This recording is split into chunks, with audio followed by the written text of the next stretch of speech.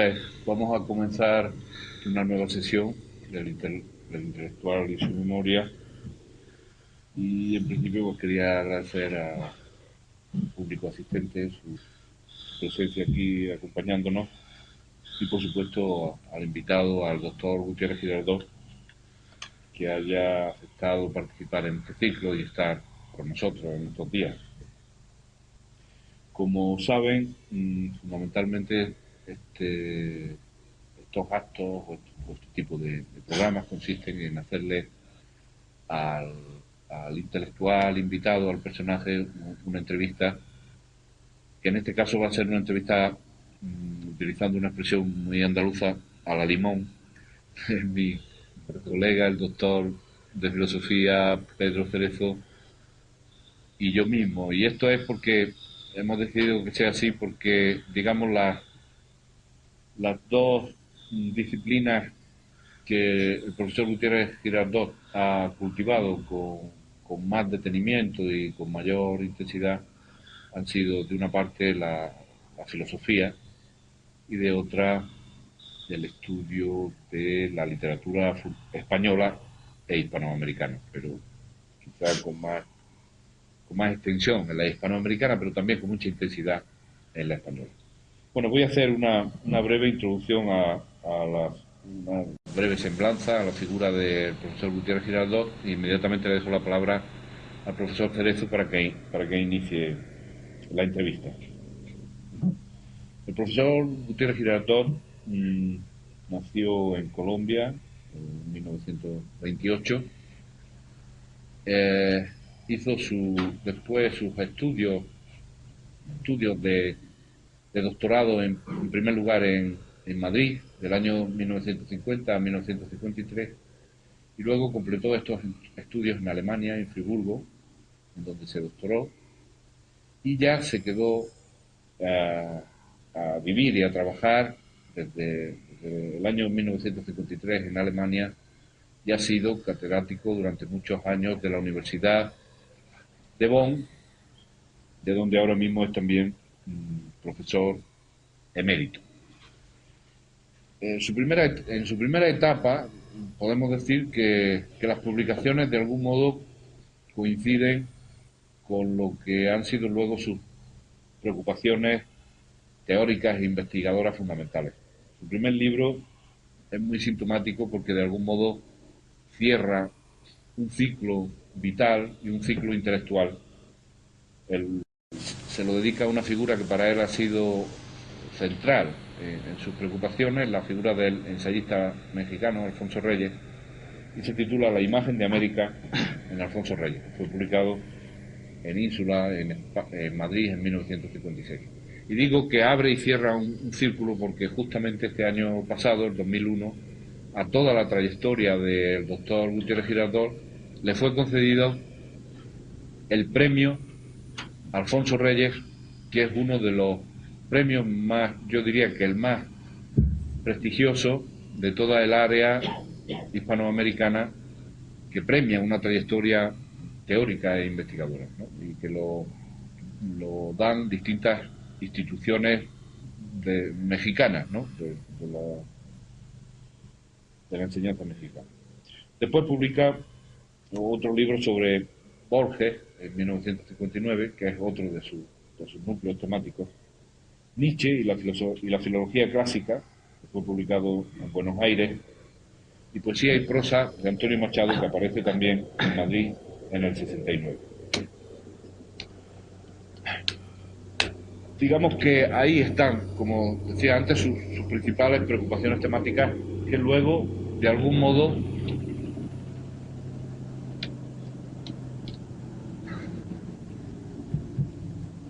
se van a completar con otro trabajo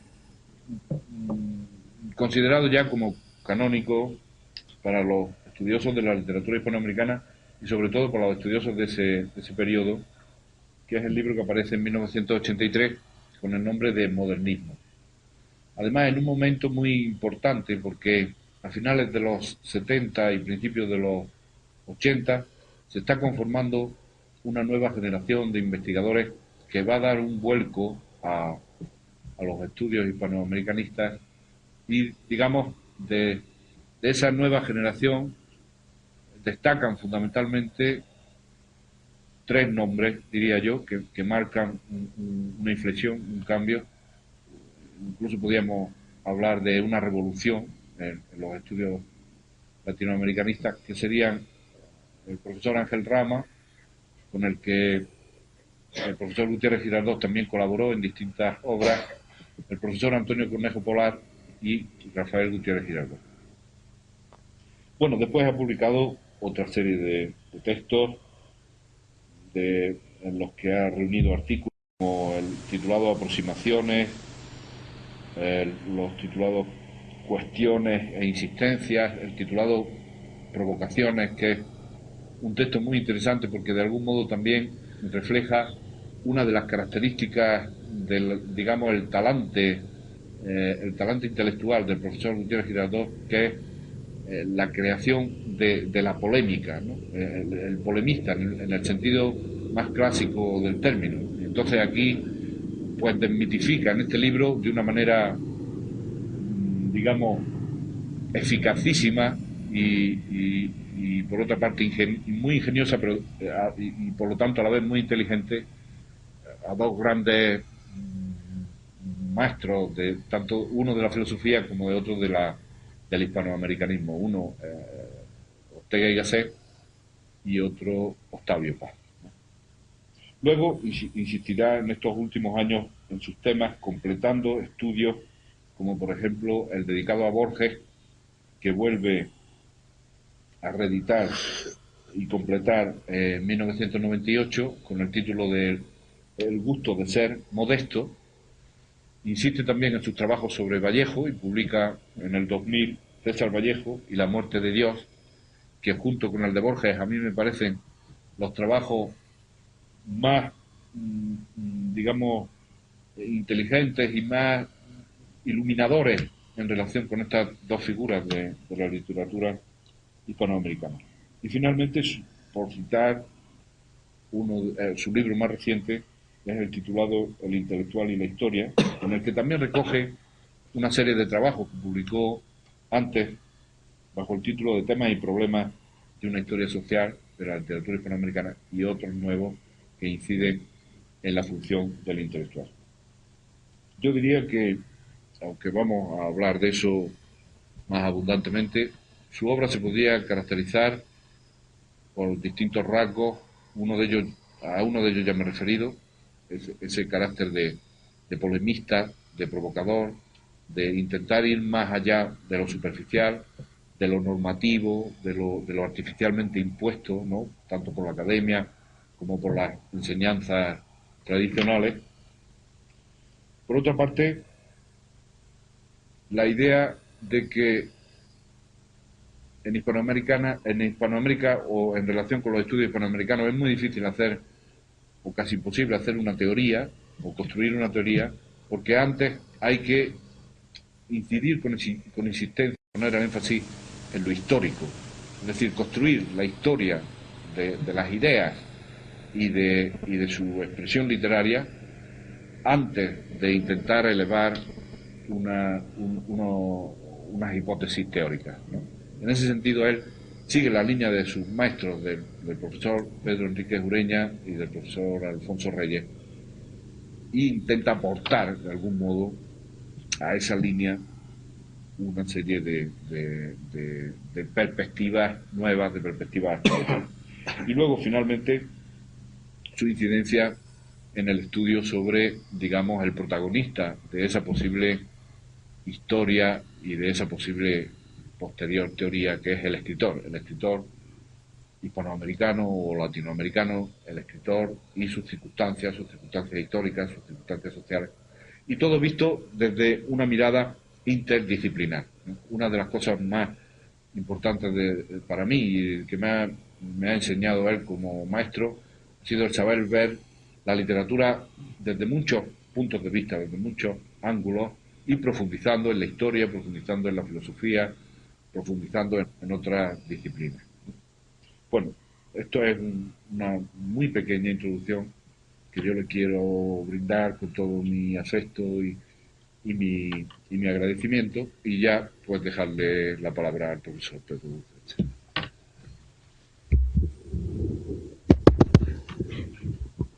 Bien, yo también quiero muy cordialmente dar la bienvenida al profesor Gutiérrez Girardot, que viene a su casa, a esta Facultad de Filosofía y Letras, que ya alguna vez ha visitado y que ahora lo recibe en su programa de Fe en el Futuro, ¿no?, que es el intelectual y su memoria, donde se registra en palabra y en imagen pues la presencia ante nosotros de intelectuales muy relevantes, de modo que nos está mirando el futuro, la posteridad, no solamente los amigos y compañeros que nos acompañan hoy, sino la posteridad, ¿no? Y es un honor para esta casa, así me lo ha dicho su vicedecano aquí presente, pues el acogerte en este programa. Es un poco el buque insignia de los programas culturales de la Facultad de Filosofía y Letras, ¿no? Yo conocí a Rafael Gutiérrez Girardot, ya apearme de eso del profesor, ¿no?, en un congreso de Antonio Machado en Madrid hace ya años, si no recuerdo mal, en la casa de Velázquez, con compañeros tan relevantes como Polo Ver, como Chapini, etcétera, como Barjau. Y luego lo volví a tratar en otro congreso en Bonn, organizado por él, donde nos acompañó pues el gran y entrañable Valverde, José María Valverde, que estuvo también dedicado a Antonio Machado. Naturalmente tuvimos que estrenar nuevas conferencias y nuevas cosas. Y digo esto porque realmente el vínculo de mi amistad con Rafael Gutiérrez Girardot ha sido Antonio Machado, ha sido un vínculo poético y ético. Y como yo creo en las afinidades electivas de Goethe, pues en este caso ha sido Antonio Machado el eslabón a través del cual, la conexión viviente a través de la cual hemos conocido de nuestras afinidades, preocupaciones, intereses, incluso hasta una muy similar metodología de enfoque en el diálogo entre la filosofía y la literatura, ¿no?, que es justamente la gran aportación de Rafael Gutiérrez Girardot. De modo que me complace hoy hacer algunas preguntas a un amigo entrañable, porque aunque nuestra amistad no es muy lejana en el tiempo, sin embargo ha sido muy intensa en el trato a partir de estos vínculos comunes.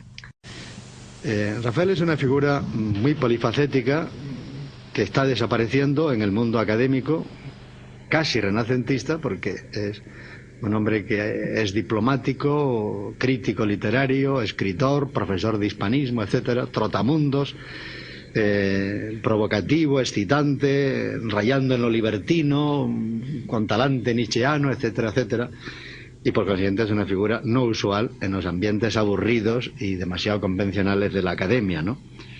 Y eso ya se nota cuando se lo lee, la frescura, la agilidad mental, la provocación, ¿no?, que hay en su obra, la sugestión, ¿no?, porque realmente no da doctrina ni adoctrina, ¿no?, sino que realmente, para mí, lo estimulante de su obra es lo que tiene de capacidad de sugestión en un momento determinado, ¿no?, de algo que uno no había caído en ello, pero que él tiene la finura para presentarlo como un destello, ¿no?, y luego va a otra cosa, siempre como al filo de las cuestiones, ¿no?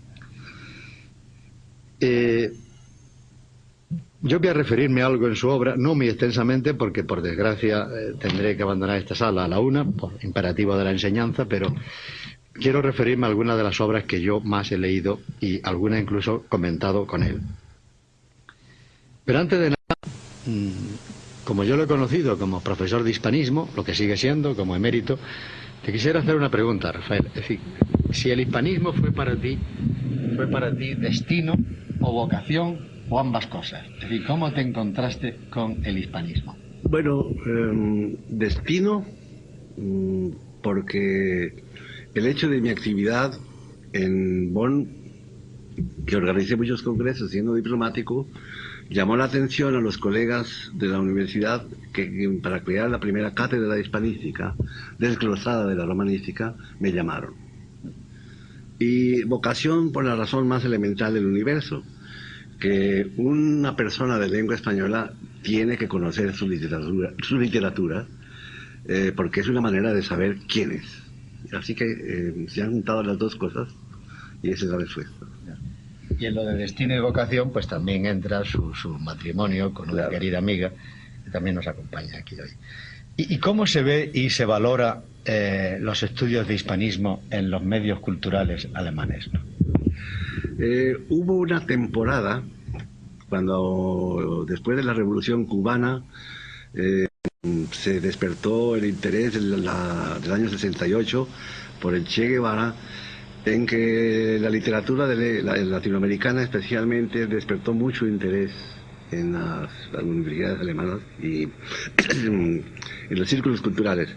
Pero con la caída permanente de los países latinoamericanos, con la perversión permanente de sus gobiernos, el hecho de que, aparte de que los alemanes nunca van a entender el mundo español, pues ha perdido interés, y con la unidad alemana pues han vuelto la cara hacia los países antiguos países comunistas, porque tenían una tradición con Checoslovaquia, con Polonia, que no tienen con América Latina ni con España. De modo que en este momento los estudios latinoamericanos pues han entrado en una especie de rutina, pero no hay nada nuevo, ni hay nada que valga la pena tener en cuenta. Sí, una cierta hibernación, porque se han orientado más hacia... hoy se discute aquí mucho en España acerca de la universidad, porque hubo un proyecto de ley muy polémico, que ya es ley, etcétera. Entonces, aunque esto sea un poco al margen de tu dedicación, te quería preguntar, ¿dónde cifras tú el éxito de la vida académica alemana? Ese fundamental método de trabajo, las bibliotecas, los recursos, la tradición y el cultivo de las tradiciones, todo a la vez, o en algún punto querrías poner cierto énfasis, porque también está en crisis allí la universidad, pero parece que tiene una vida saludable como para soportar la crisis, ¿no? Sí. Bueno, el éxito de la universidad alemana proviene del hecho de que el programa fundamental lo hizo Guillermo de Humboldt, que se llama la Universidad de Humboldt, que consiste en que el estudiante ya es capaz de formar su propio programa, de que el estudiante va a estudiar pero a formar su personalidad, de que el profesor es el ejemplo de responsabilidad, de que el profesor es jefe de sí mismo, de que es muy difícil cierta manera de evitar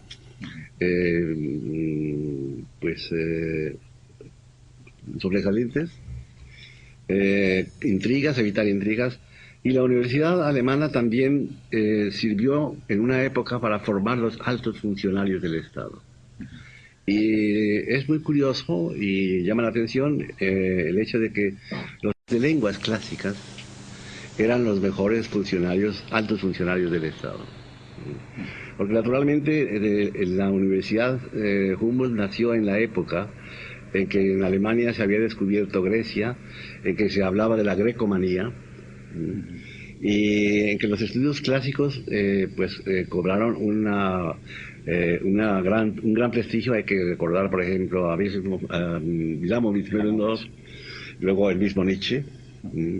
De modo que la universidad alemana, con prestigio y con bibliotecas, fue la universidad tradicional. La reforma que se hizo a partir del 68, en 1973, pues ya cambió radicalmente la universidad, porque se creó la universidad colectiva, que llaman, en la que tienen voz y voto los estudiantes y los funcionarios administrativos para coordinar los programas. Además, la Universidad de Humboldt se fundaba en el hecho de que los profesores nombraban al mejor profesor que había en la materia para cubrir una cátedra. Hoy los profesores se presentan a concurso, y eso ha permitido que la mediocridad gobierne y mantenga su mediocridad. Antes no era posible, porque naturalmente el orgullo de un profesor era tener muchos estudiantes. Si el profesor era malo, no tenía estudiantes. De manera que había una rivalidad muy sana, y eso ya no es posible, porque hoy hay obligación de tener ciertos cursos, y los cursos están a cargo de ciertos profesores que son mediocres o malos o buenos, pero no hay una rivalidad. Sí, ha habido un proceso de burocratización. En cualquier caso, aquí se ha atendido a escuelas superiores, escuelas profesionales superiores, y la formación humanística, ese fondo de cultura universal y de ajustándose al espíritu del propio tiempo, nunca ha existido o se ha perdido radicalmente, ¿no? Mientras que todavía en Alemania se mantiene cierta... Bueno, decía yo que nuestro conocimiento fue a través de Antonio Machado y nuestra amistad se funda en nuestro cultivo de este interés común.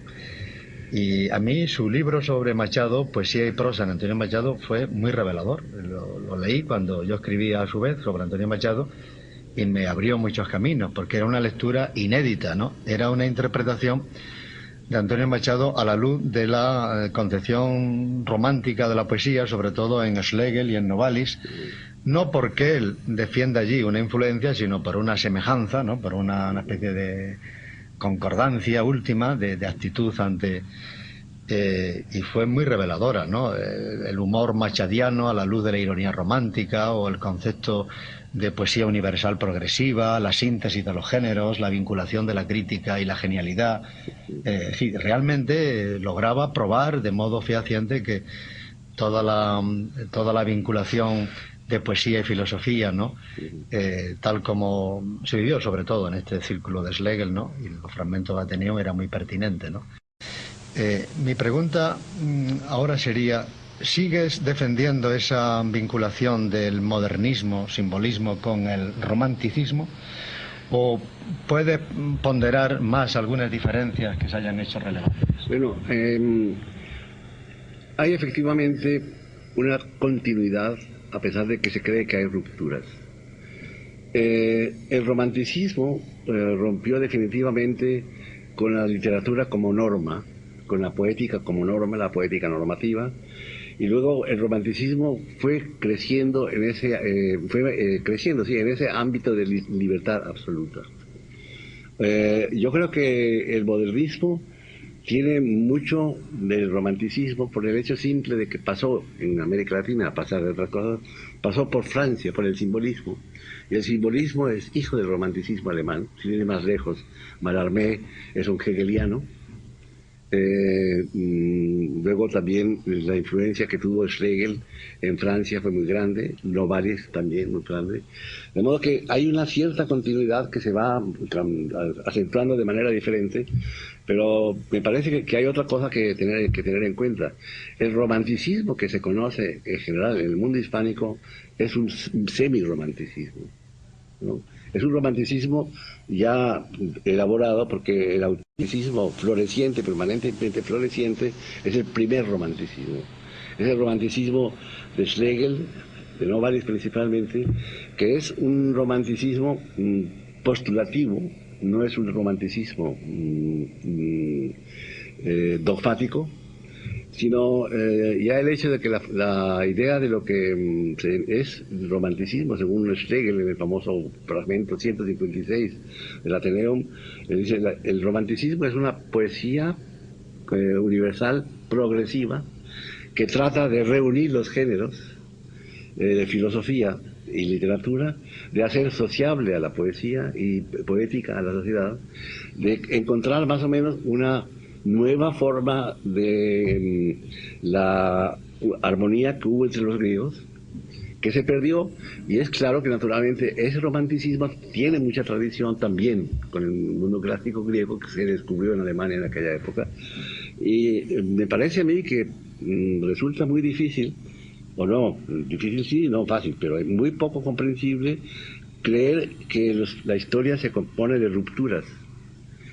Hay tránsitos, y los tránsitos mantienen también parte de lo que había antes, cambiado de otra manera, ¿no? De manera que la influencia del romanticismo, y cada vez que se descubre un nuevo el romanticismo antiguo, el primer romanticismo, pues se va alimentando más la modernidad. Eso se nota muy claramente en Alemania, donde naturalmente es la cuna del romanticismo, el primer romanticismo, pero también a través de Francia se nota esa influencia. De todos modos, en ese trabajo tuyo sobre Machado, que como digo, a mí me interesó mucho y me abrió muchos caminos, pondera más lo poético que lo filosófico, porque llegas a decir que en el fondo Machado juega al burlaveras con la filosofía, desfilosofizando, Sí, sí. para justificar así la poesía en la que él... Sí, sí. Mientras que yo propendo a ver más una síntesis en el sentido, o sea, el berliniano, ¿no? Entre Sí, sí. lo poético y lo filosófico, como una doble cuerda siempre. Aún todavía hoy ves más a Schlegel, por ejemplo, que... Bueno, O si quieres con otra pregunta. El propio Machado no tuvo una evolución espiritual que hizo superar, quizás con respecto incluso a la filosofía, algunas posiciones suyas de madurez, ¿no? Sí. Bueno, a mí me parece que lo que yo he visto es que Juan de Mairena es un libro filosófico con mucha ironía, ¿no? Y lo esencial en una filosofía contemporánea, a partir especialmente, si se quiere, de Wittgenstein, pero sobre todo de Heidegger, es que la filosofía no se toma en serio a sí misma, sino que se pone permanentemente en cuestión. Y lo que hace Machado, y me parece sensacional en ese sentido, es que él tiene pensamientos filosóficos muy interesantes, muy profundos, pero él, que es muy burlón, se queda con el placer de plantear el problema. Porque, naturalmente, Machado no quiso dar ninguna solución a ninguno de sus problemas. Y cuando él habla, por ejemplo, de la heterogeneidad del ser, no se lo puede tomar ese concepto como un concepto técnico, filosófico, como lo han tomado, sino es una especie de variedad al mismo tiempo, que es el caso del romanticismo, que también el romanticismo es una especie de abanico. Y Machado fue un lector aprovechado no de los grandes textos filosóficos, sino de historias de la filosofía. Y yo localicé la historia de la filosofía que él leyó, que fue la de Forländer, que habían traducido en España. Pero lo genial de Machado es que él, con ese poco conocimiento de la filosofía, hizo unas interpretaciones filosóficas muy importantes, muy interesantes. Por ejemplo, cuando él habla de Leibniz, y dice que los sistemas filosóficos son poesía, está coincidiendo con Borges, que dice que a Borges le interesan los sistemas filosóficos por lo que tienen de maravilloso y de asombroso. Es decir, hoy día la filosofía ya no es una especie de sistema, ya no es el interés por dar una respuesta definitiva a algún problema, sino es un permanente cuestionamiento, y es el caso más claro es el de Heidegger, ¿no? Sí. Que al final terminó diciendo solamente un Dios nos salva, porque todo lo que había hecho y todo lo que había propuesto le resultaba muy problemático. Es decir, él mismo se ponía permanentemente Bueno, ha salido la palabra de Heidegger. Sí. Heidegger es otro de nuestros vínculos, ¿no? Sí. Menos viviente, claro, menos vivo y operante que el de Machado, ¿no? Pero Sí. Gutiérrez Girardot fue discípulo de Heidegger. Yo no llegué a serlo, yo fui discípulo de discípulos, como dice el Henry Gadamer, ¿no? Y no llegué a tratar a Heidegger, a conocerlo. Y muchas veces cuando nos hemos reunido, Sí. yo le sonsacaba a Gutiérrez Girardot alguna experiencia del magisterio de Heidegger. De él he aprendido mucho, concretamente esta crítica a la tradición logocéntrica de la filosofía, la revalorización del papel del arte, el cultivo de la palabra creadora, en fin, y tantas otras cosas, ¿no? Pero yo,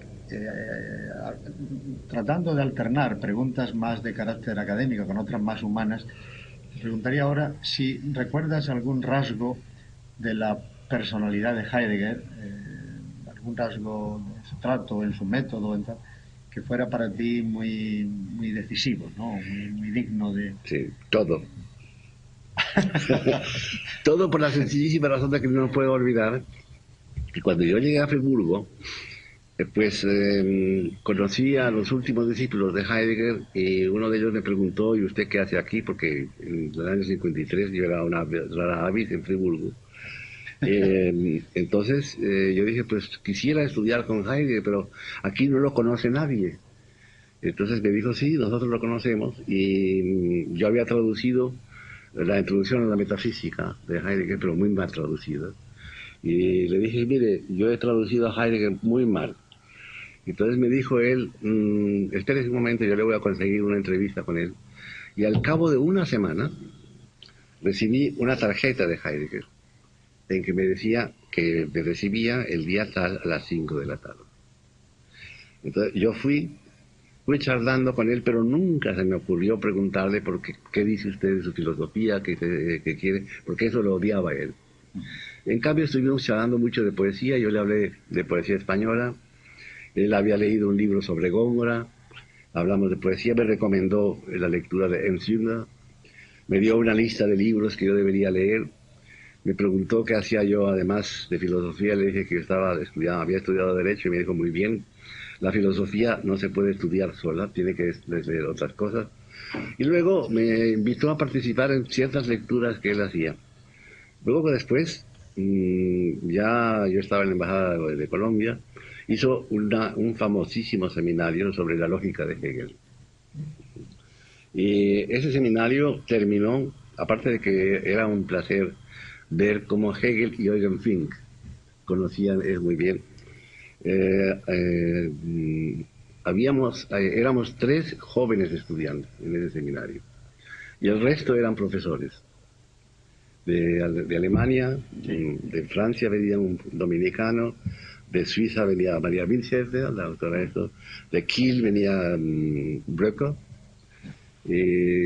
Müller de Friburgo, y Heidegger era muy duro con sus colegas. Y a nosotros, los jóvenes, nos trataba muy bien, hasta el punto de que yo me acuerdo muy bien de que cuando hacía Heidegger una pregunta, yo me echaba para atrás. Para que no te viera. ¿No? Entonces, una vez me hizo una pregunta y me la hizo directa. Y me hizo también la pregunta que mi respuesta resultó correcta. Después estuvimos en ese famosísimo seminario. El seminario sí me causó mucha sorpresa, porque terminó en su gruta, en su casa de campo, la cabaña, y vino un japonés, porque los japoneses estaban locos con Heidegger, ¿no? Por cierto, se cuenta que un alumno japonés le regaló a Heidegger la edición francesa de Adam Tannery de Descartes, que la había comprado en Francia, después de charlar con Sartre. Bueno, había ese profesor, se llamaba Chuchibura. Yo me moría de la risa por el nombre mismo y por la beatería que tenían. Y entonces, en esa cabaña hubo un comentario de textos que él hacía siempre. Dio un texto de Leibniz que se comentó como en el seminario. Eso fue un día sábado, creo que fue. El domingo. Dentro, fuera, bajo aquel árbol. Era invierno. Ah, era invierno. ¿No? El día domingo, pues temprano, nos levantamos, terminó el comentario de textos, y Chuchimura dio una conferencia que se llamaba La nada en el budismo, ¿no? Y yo estaba sentado al lado de Fink, y Fink me dijo, eso no es budismo, eso es simple Hegel. Pero después... ¿Y vosotros dormíais en el albergue? Nosotros dormíamos... No, había una caballeriza. Ah, que tenía junto... había una caballeriza. Cerca del albergue, pero claro, una cabaña, claro, ¿no? Sí, claro, sí. Y ahí nos hablaban de eso. Después hubo el almuerzo, la comida, y Heidegger se reunió con los jóvenes, que vivíamos los jóvenes alemanes y nosotros, para comer con nosotros. Él era muy, muy duro con los colegas, ¿no? Uno de los muchos enemigos que tuvo fue porque Heidegger los puso en ridículo en público. El caso con Cassirer, que tuvo con él. Sí, Fuerte, ¿no? Y luego con Bröcker, cuando hubo el centenario de la Universidad de Friburgo, que hubo un seminario público muy breve, pues Breuer habló del problema del ser y Heidegger lo volvió pedazo en público. Sí, Era muy duro. Pero eso sí, mi experiencia es que haber escuchado y haber participado en un seminario de Heidegger me enseñó a mí materia de lectura e interpretación más que si yo hubiera estudiado 10 años en una universidad normal. Sí, era un privilegio aquello. Desgraciadamente no pude. Sí. Bueno, Heidegger nos trae a Nietzsche. Y Nietzsche ha sido uno de los autores, no ya de tu estudio, sino de mayor inspiración, sobre todo de talante, creo, ¿no? Aparte de tu traducción e introducción al Anticristo de Nietzsche, está sobre todo tu gran obra, Nietzsche y la filología clásica, que está dedicada a Enrique Gómez Arbolella, sí, un granadino ilustre, y Alfonso Reyes, sí, un maestro, y que sorprendentemente, bueno, no sorprendentemente, pero me sorprendió la dedicatoria, perdón, los lemas, sí, un lema de Hölderlin y sí, otro lema de Goethe. Sí. El lema de Goethe que encabeza la obra dice así: cada uno sea a su manera griego, pero séalo. Cada uno sea a su manera griego, pero séalo, ¿no? Y bueno, y realmente toda la obra está dedicada a mostrar cómo tanto Hegel como Nietzsche viven del sentido agonal de la cultura griega, que está presente tanto en la tragedia de Nietzsche como en la dialéctica hegeliana, ¿no? Por lo tanto, sin esa clave no se comprendería, ¿no? De qué va la cosa, ¿no? Cada uno sea a su manera griego, pero séalo. ¿Realmente podemos hoy ser griegos? Es decir, ¿cómo se puede ser griego y de qué manera en un mundo tan barbarizado, claro, por la técnica, por tantas otras claro, cosas, ¿no? Me llamó eso la atención porque yo pensé, hoy día a nadie se le va a ocurrir tomar en serio o algo o tener en cuenta una cultura como la griega, por lo menos la idealizada.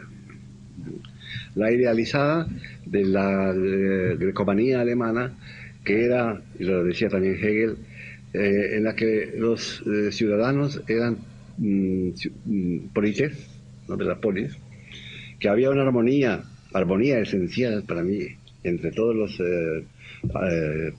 campos de la vida, que había un culto de la belleza, y naturalmente eso en 1950 y pico, 60, era una especie de desafío lo que yo estaba diciendo. Porque algo que sí tenemos que tener en cuenta y que nos ha perjudicado en la Hispanoamérica especialmente, pero también en todo el mundo, es la falta de responsabilidad política, que era lo que subrayaba Hegel en los griegos y la falta de armonía entre los hombres. Porque si se vive en un conflicto permanente por envidias e intereses, si no se tiene una capacidad de responsabilidad política, pues se destruye uno. Y cuando yo leí ese lema de Goethe, pensé también en que nosotros, eso sería muy bueno para nosotros por otra razón elemental. La Alemania más fructífera, que fue la época de Goethe, culturalmente más fructífera, fue la Alemania de la grecomanía. ¿No? Y la grecomanía, como se llama, fue la que dio los fundamentos de la nueva Alemania. Y naturalmente cuando uno está en el extranjero y piensa en sus países, dice, qué lástima, ¿no? Podemos ser también nosotros si queremos así. De todo modo, en esa obra yo encuentro que aproxima demasiado la dialéctica y la tragedia, ¿no?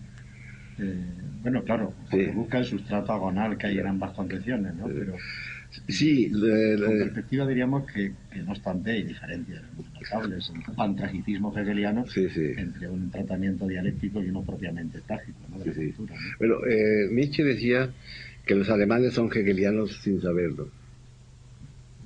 Y efectivamente, ahí en la formación filosófica de Nietzsche, la lectura de Schopenhauer, que era un enemigo de Hegel, pero además con aprendidos, ¿no?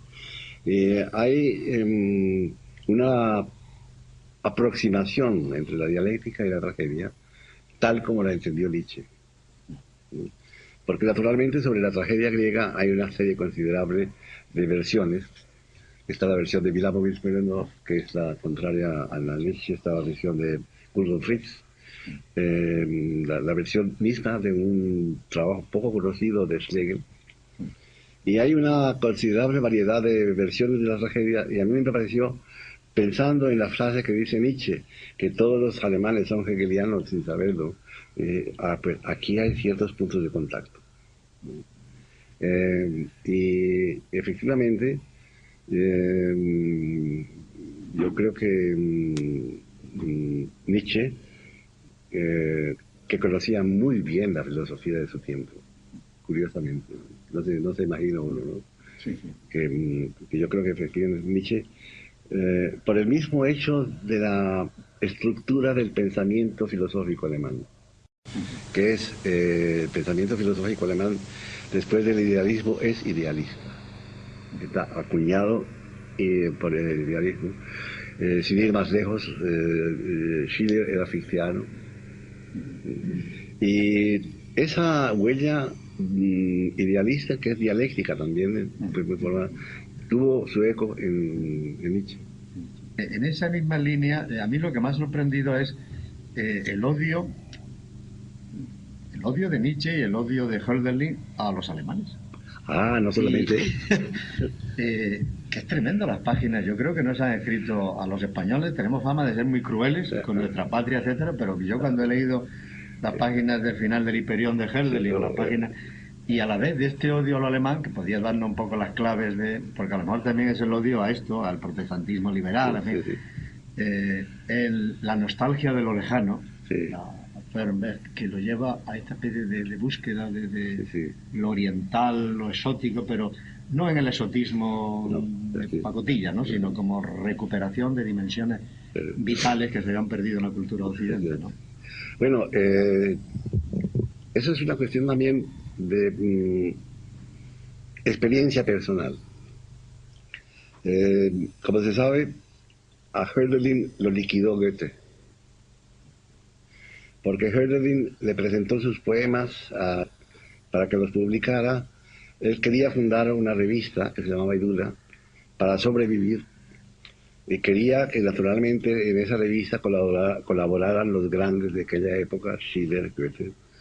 Y Goethe, que era extraordinariamente celoso, y era una especie de patrón paternal, ogro, dijo que los poemas de Nietzsche, de Hölderlin, no valían la pena, que eran muy flojos, que quizás sí, y que no colaboró en la revista. Y ahí comenzó la desilusión de Hölderlin, que se juntó naturalmente con la ruptura con Diotima, y se fueron formando así mosaicos de desilusión en Alemania, con figuras alemanas muy importantes como el banquero esposo de Diotima, como Goethe.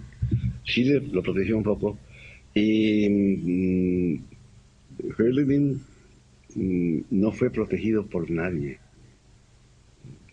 A Hölderlin no lo conocieron muchos de sus contadores, no lo apreciaron. El renacimiento de Hölderlin comenzó mucho más tarde con Tieck, el romántico Tieck, que dice, pero el verdadero fue Nietzsche. Sí, sí. ¿No? Nietzsche fue el que dijo que fue ese poema.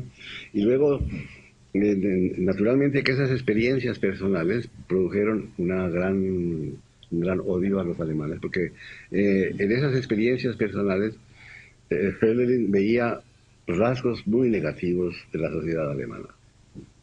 La sabiondez, la arrogancia, la inhumanidad de los negociantes. Y luego el caso de Nietzsche es que Nietzsche creía que no lo iban a tomar en serio. Es decir, él estaba luchando permanentemente por sus libros. La correspondencia de Nietzsche sobre sus libros es muy interesante, porque él creía que también lo estaban perjudicando, que no lo querían aceptar. Y claro, no dejó de sentarle relativamente mal la patanería de Wilamowitz Böhrendorf, cuando dijo con un aire de arrogancia increíble, yo le aconsejé que dejara de ser profesor y dejó de ser profesor. Eso es una patanería, ¿no? Entonces, eso naturalmente le ocasionó a Nietzsche. Además es que Nietzsche, como discípulo o lector de Schopenhauer, también heredó de Schopenhauer el odio a los alemanes. Porque Schopenhauer decía que no quería a los alemanes y que no quería que los sepultaran en Alemania. Pero naturalmente ese odio de Schopenhauer también se debe a que pertenecía a una familia, la madre de Schopenhauer era una mujer muy culta, y también a que Schopenhauer tuvo un fracaso profesional por la razón más sencilla del mundo. Él como profesor, y como había horarios especiales, puso su cátedra en la misma hora en que Hegel dictaba su curso. Entonces, como nadie iba, porque todo el mundo iba a donde Hegel, estaba completamente resentido con los alemanes, ¿no? Claro.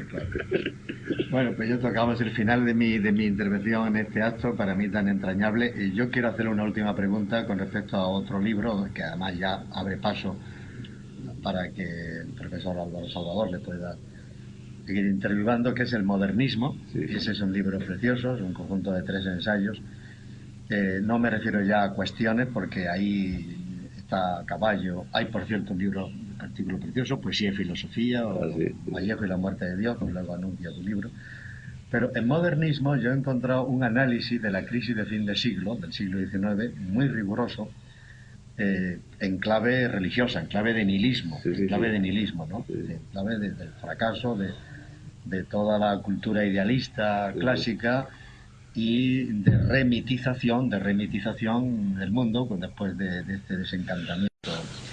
Y para mí ha sido también muy iluminador en mis propios trabajos, ¿no?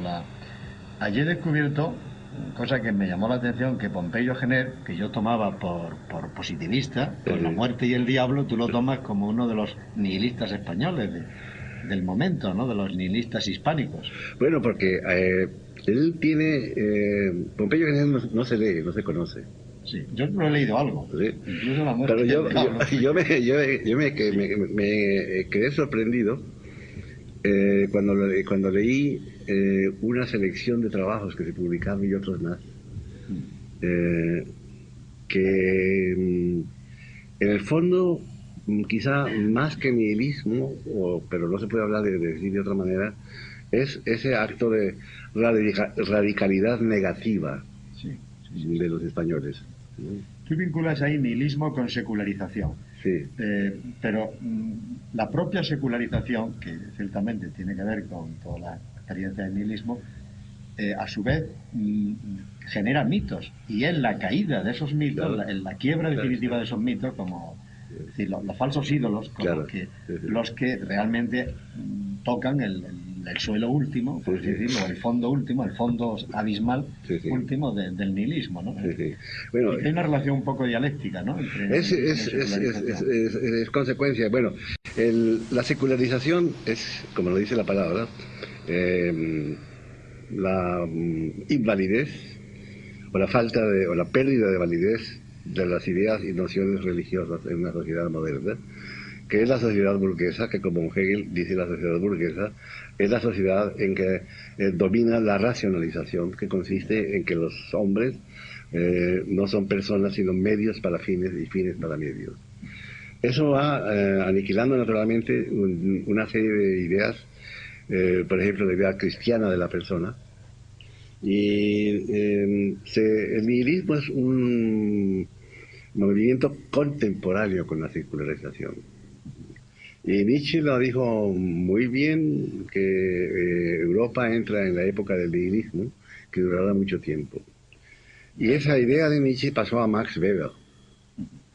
Y Max Weber, en su famoso libro La ética protestante y el espíritu del capitalismo, que ha sido falsamente interpretado como una propaganda al protestantismo, como buena, porque hay una frase muy radical y muy fuerte de Max Weber que dice que estos secularizados van a producir hedonistas sin espíritu, especialistas sin corazón, ¿no? Y eso naturalmente, ese es el resultado de esa racionalización.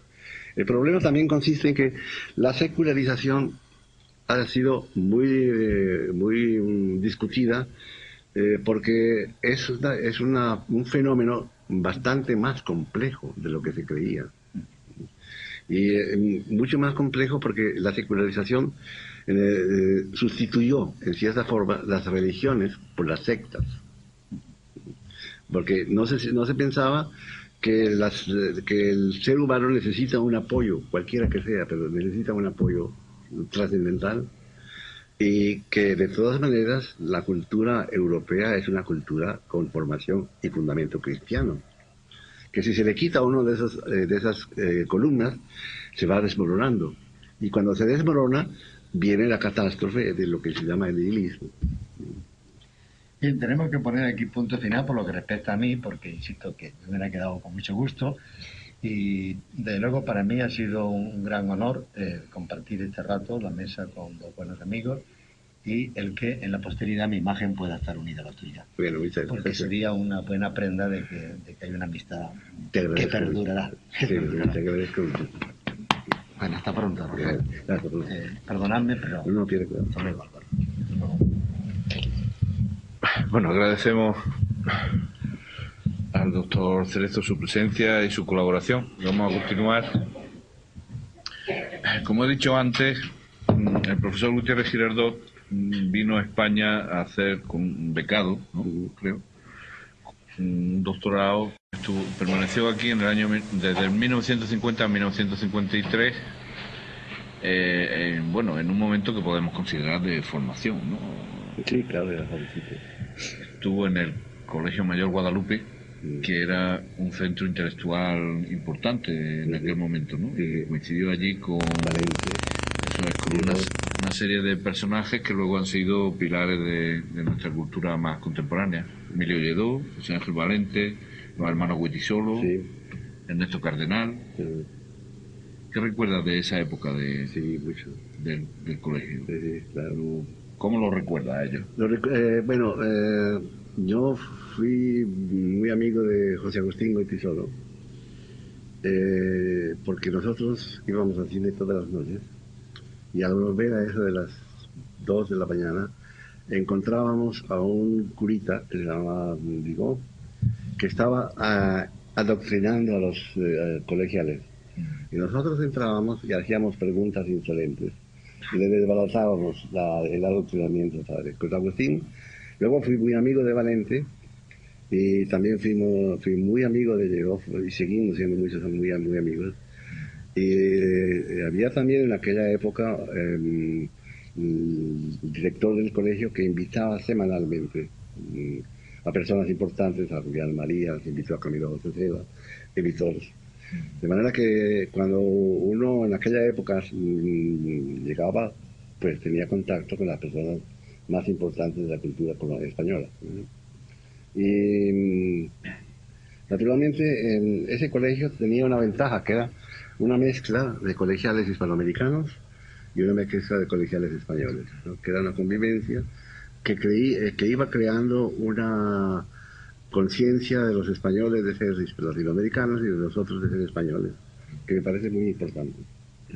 Que yo creo que a esos personajes luego les marcó de alguna manera, porque tuvieron una vinculación todo importante con Hispanoamérica. Bueno, José Agustín de Goytisolo tuvo una vinculación muy fuerte con Hispanoamérica, viajaba mucho a Cuba, a todas partes, y estaba perfectamente enterado de las vidas de cada uno de nosotros, de los colegios. Y bueno, ya ahí también se inicia, enlazando un poco con todo lo que ha incidido más el doctor Cerezo, la filosofía, también su interés por la filosofía, ¿no? Bueno, yo vine a Madrid con la intención de asistir a los cursos de Zubiri, porque yo estudié en Bogotá, estudié filosofía y derecho, pero filosofía también. Y en Bogotá leíamos a Ortega y Gasset, que siempre desilusiona. Y leí una vez, encontré por casualidad el libro de Javier Zubiri, Naturaleza, Historia de Dios, y ahí leí unos trabajos muy claros. Leí, entre los otros trabajos muy buenos que hay, uno que sigue siendo un trabajo fundamental para Hegel, que es Hegel y el problema metafísico. Entonces yo dije, yo quiero ir a España a estudiar con Zubiri. Y tuve la suerte de que cuando llegué a España, a Madrid, pues encontré un contacto y asistí a los cursos de Zubiri, que eran cursos privados, todos los jueves de 8 a 10 de la noche. No los daba en la universidad porque le habían prohibido hacer vida pública, porque se había casado con Carmen, la hija de Américo Castro, de Carmen Castro, y porque él había sido cura. Y como una persona que era muy inteligente y conocía muy bien el derecho canónico, logró que le dieran una licencia para casarse. Pero el obispo de Madrid de Alcalá le prohibió hacer vida pública, lo que significaba que tenía que denunciar a su cátedra. Y los amigos de Zubiri, como Lain Entralgo, Francisco Javier Conde, Enrique Gómez Arbolella, le organizaron esos cursos privados para que él pudiera sobrevivir. Y eran unos cursos extraordinariamente fascinantes, porque en 2 horas quedaba uno con la cabeza hecha pedazos. Como él explicaba, él tenía el problema, él quería solucionar el problema de que el español no tiene una flexibilidad suficiente para formar conceptos filosóficos precisos. Y él se esmeró en formar conceptos filosóficos precisos, y de manera que explicaba, es decir, muy bien, el fenómeno y luego decía cómo se llamaba, ¿no? Hay por ejemplo, un concepto que él utilizaba mucho, esto que él llama la talidad, que viene de tal, ¿no? Pero también es una traducción del alemán que es solche. Y luego también otro concepto que formuló fue, por ejemplo, la inteligencia sentiente. En esos cursos se mostraba cómo es indispensable y cómo es practicable. Un poco un amuniano. Sí, pero muy riguroso y en el fondo transparente, porque después, cuando quedaba uno con la cabeza hecha pedazos, cada jueves, pues iba formándose un mosaico, ¿no? De los pedacitos que quedaban. Y con Gómez Arbolella, que es un personaje muy interesante de la cultura granadina, pero un poco maldito, ¿no? ¿Sí? Bueno, Gómez Arbolella, que fue también, ¿no? Muy amigo. Gómez Arbolella colaboró en la revista de García Lorca, El Gallo. Sí. Y él era amigo de Zubiri, y yo, como venía a hacer también un trabajo de filosofía del derecho, él me encargó que yo hiciera un trabajo sobre la filosofía fenomenológica del derecho para iniciar con ese trabajo y otros más, claro, naturalmente, el anuario de filosofía del derecho que él fundó. Y entonces, por esa razón vine a Alemania. Y cuando yo llegué a Friburgo y busqué los libros, porque no había material para ese trabajo en Madrid, cuando yo encontré los libros y leí un poco de filosofía del derecho con mi mano alemán, dije, la filosofía del derecho no sirve para nada.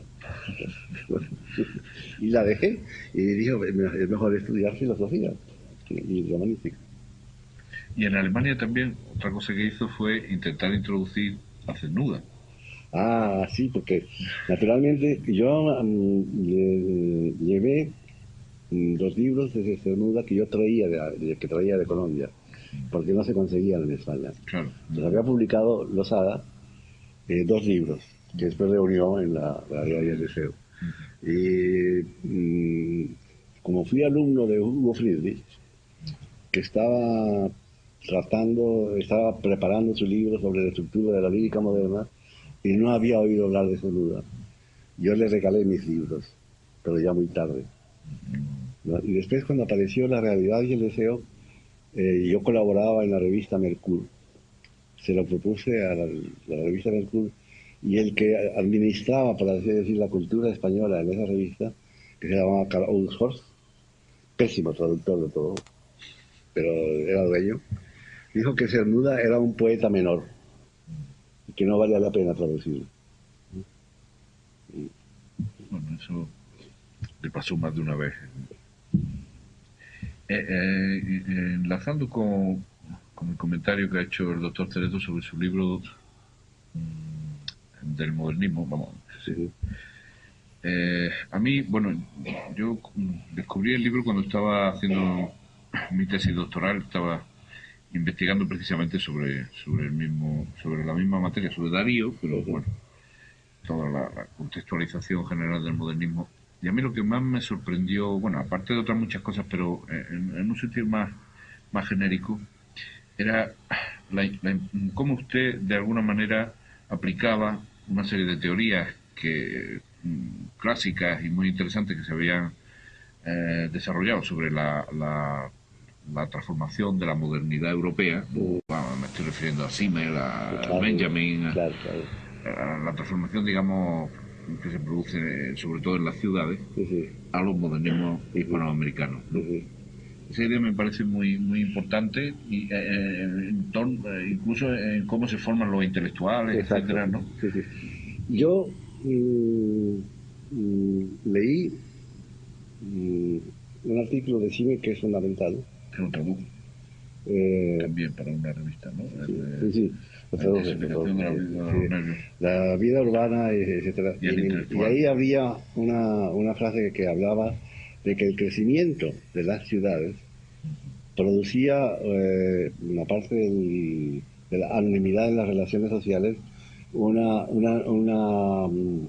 incitación de los nervios. Los nervios, ¿no? Y el modernismo, los poetas modernistas, pues, aunque sean, estén influidos por Francia, pues son poetas que han vivido en grandes ciudades, relativamente grandes ciudades, como no son grandes ciudades como París o todo esto, pero sí es característico e interesante que para los modernistas el viaje a París era como ir a la Meca. ¿Sí? Porque luego Darío, que comenzó su carrera poética prácticamente, aparte de los poemas que publicó en Nicaragua, pues él comenzó en Chile. Y Santiago de Chile era una ciudad muy moderna en aquella época, muy cosmopolita.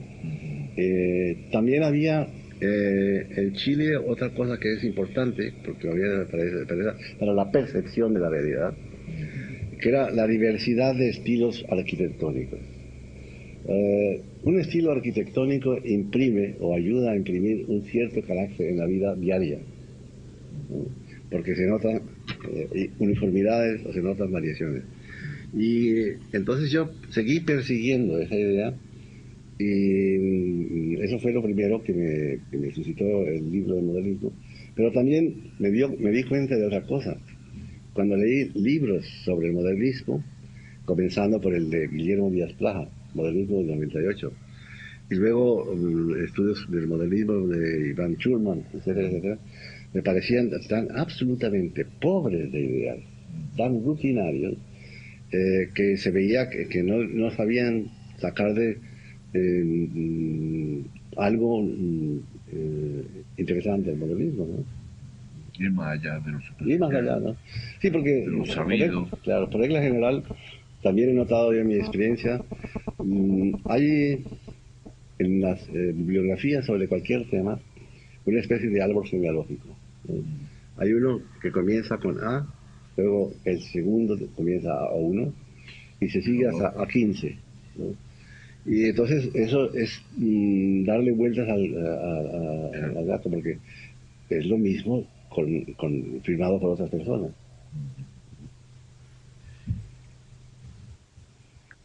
En este sentido, en ese momento, como decía antes, en ese momento en el que aparece su libro, aparecen también otros textos sobre el modernismo y sobre otros temas, ¿no? Se me ocurre también la mirada de Ángel Rama, ¿no? Sí, sí. Que es muy interesante, Sí, sí. teniendo en cuenta, pues bueno, todos los cambios sociales y económicos que se producen en Hispanoamérica del momento. Aparece algunas cosas de las primeras de Antonio Cornejo. ¿Hay un cambio en los estudios latinoamericanistas o real o lo percibimos como cambio? No, yo creo se percibe como cambio porque se introdujo un aspecto que hasta ahora no se había introducido, es el aspecto social.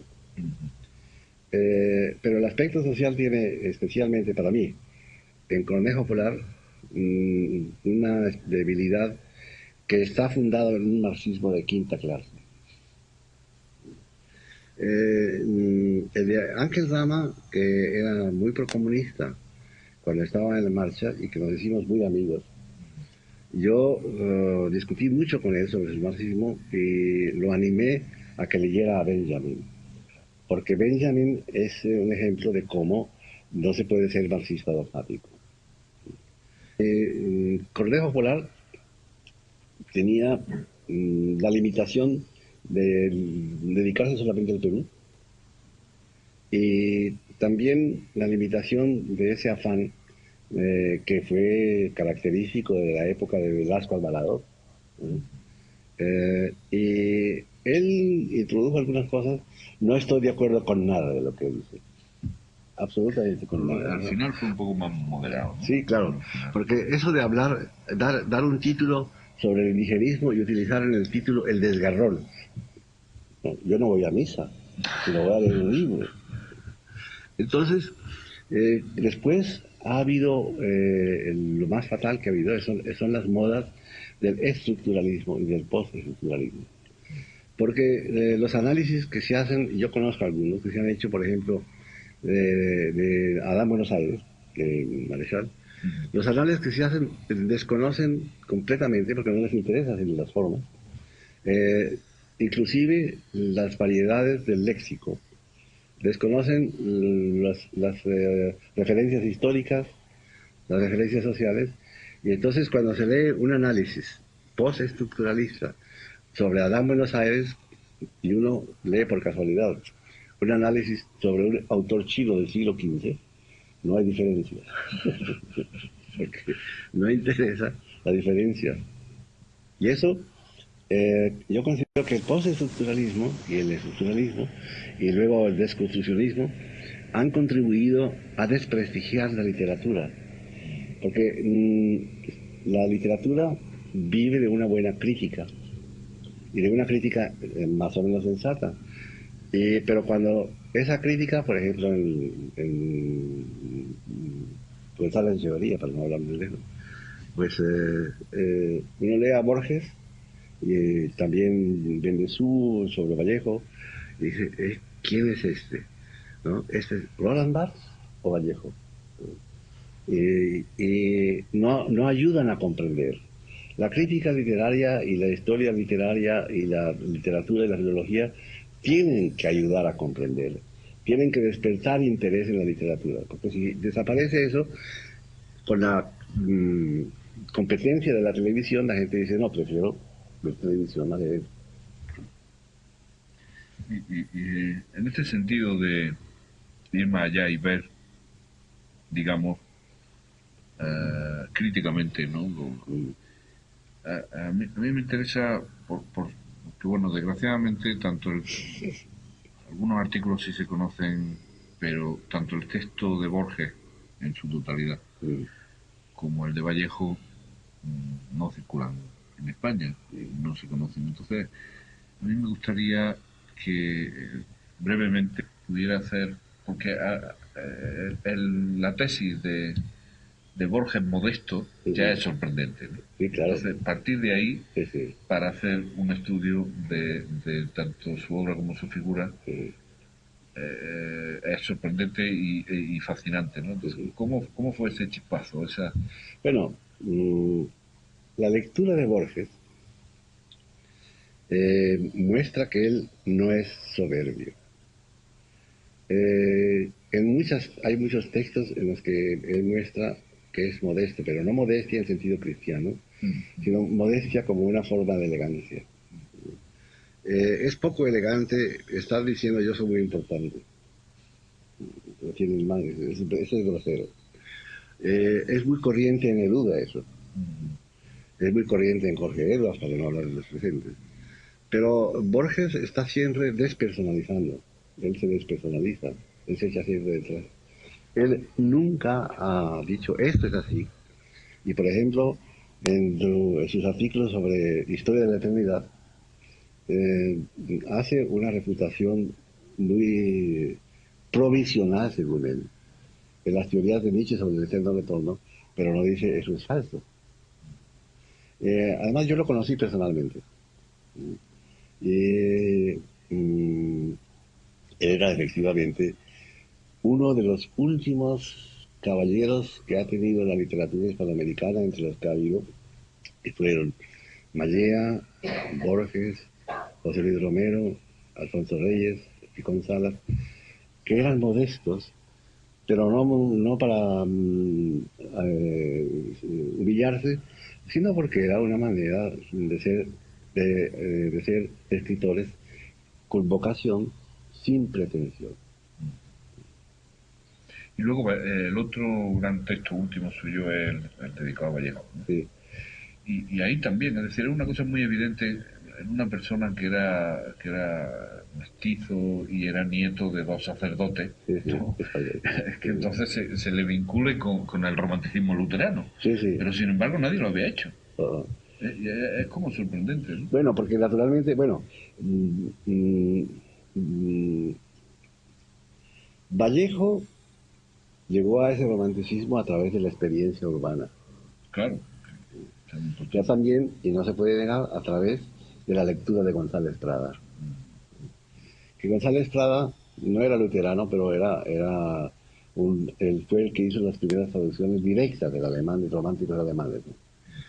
Y luego de González Prada tomó él precisamente La muerte de Dios, Él hace una tesis también sobre el romanticismo sobre el romanticismo español. español.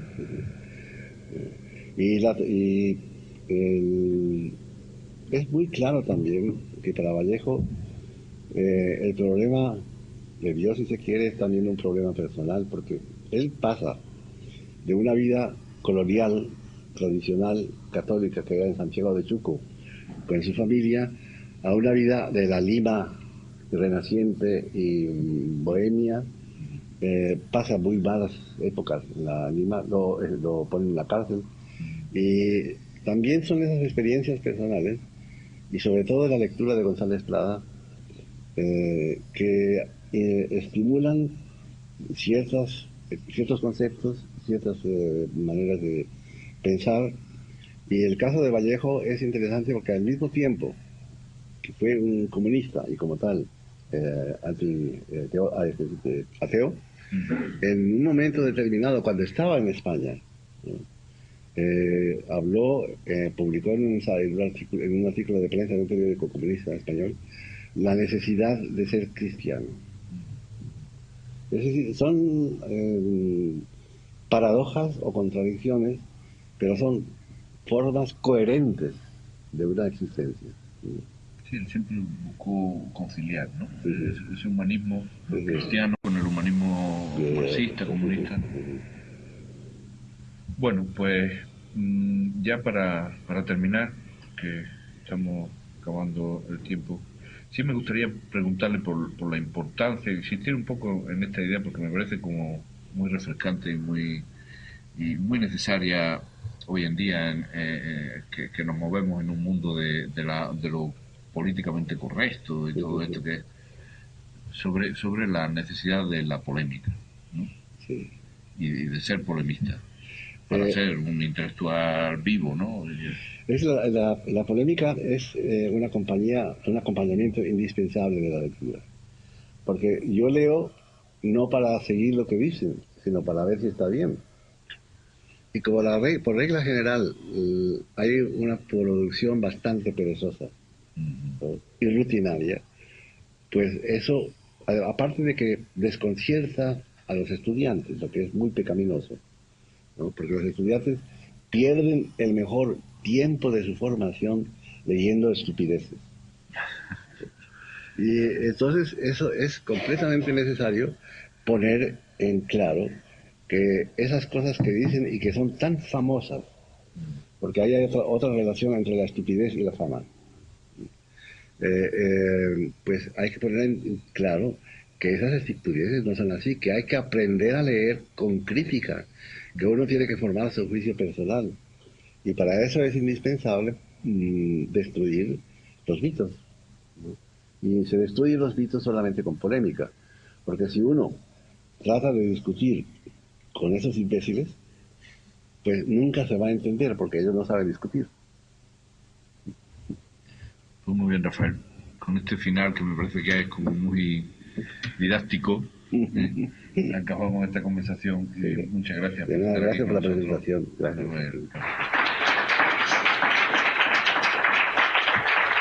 Gracias.